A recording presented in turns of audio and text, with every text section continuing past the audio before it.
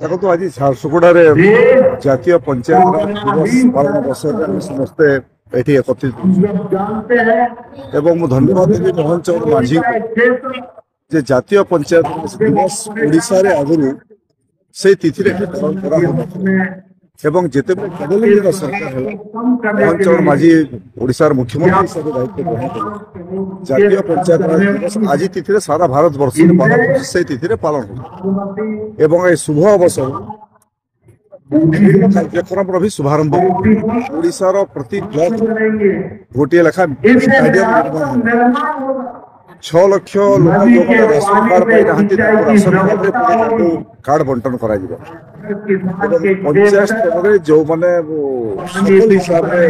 ପ୍ରଧାନମନ୍ତ୍ରୀ ଆବାସ ଯୋଜନା କିମ୍ବା ଅନ୍ୟାନ୍ୟ ପଞ୍ଚାୟତ ସ୍ୱଚ୍ଛ ଭାରତ ଯୋଜନାକୁ କାର୍ଯ୍ୟକାରୀ କରିଛନ୍ତି ଜିଲ୍ଲା ଏବଂ ରାଜ୍ୟ ସ୍ତରରେ ବିଭିନ୍ନ ଗ୍ରାମ ପଞ୍ଚାୟତର ସରପଞ୍ଚ ନିର୍ବାଚିତ ପ୍ରତିନିଧିମାନଙ୍କୁ ବି ସମ୍ବର୍ଦ୍ଧିତ କରାଯାଉଛି ଆଜି ଏଠି ଜିଲ୍ଲାର ଅନେକ ସରପଞ୍ଚ ମାନଙ୍କୁ ବିଭିନ୍ନ କ୍ଷେତ୍ରରେ ସଫଳତା ପାଇଁ ତାଙ୍କୁ ସମ୍ବର୍ଦ୍ଧନା ଜ୍ଞାପନ କଲୁ ପଞ୍ଚାୟତ ରାଜ ଦିବସର ଯେଉଁ ଉଦ୍ଦେଶ୍ୟ ଅଛି ସରକାରଙ୍କର ଯୋଜନା ବିଶେଷ ଭାବେ ବିକଶିତ ଓଡ଼ିଶା ଯୋଜନା ଲାଗୁ ହେବାର କାର୍ଯ୍ୟକ୍ରମ ଆରମ୍ଭ ହୋଇଛି ଅତୀତରେ ଗ୍ରାମସଭାର ମୂଲ୍ୟ ନଥିଲା ସରକାରୀ ଦଳ ବିଜୁ ଜନତା ଦଳ କୌଣସି ଗ୍ରାମସଭା କରୁନଥିଲା ଯେଉଁମାନଙ୍କ ନାଁରେ ଠିକାଦାର ଦେଉଥିଲେ ଭଲ ଲୋକ କାମ ଦେଉଥିଲେ ପଞ୍ଚାୟତର କ୍ଷମତା ମଧ୍ୟ ଉଚ୍ଛେଦ ଏବେ ମୋହନ ମାଝୀର ସରକାର ହେଲା ପରେ ପୁଣି ଥରେ ଫେରି ଆସିଲା ଗ୍ରାମ ପଞ୍ଚାୟତ ପଲ୍ଲୀ ସଭା ହେବ ଗ୍ରାମ ସଭା ହେବ ସେଥିରେ ନିଷ୍ପତ୍ତି ହେବ ସେ ଗ୍ରାମ ପଞ୍ଚାୟତର କୋଉ କୋଉ ପ୍ରକାର କାମ ହେବ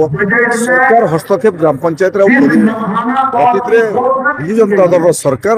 ଗ୍ରାମ ପଞ୍ଚାୟତ ବ୍ୟବସ୍ଥାକୁ ନିଜ ନିୟନ୍ତ୍ରଣ ରଖିଥିଲେ ଆଜି ସେଇଥିପାଇଁ ସବୁ ସରପଞ୍ଚ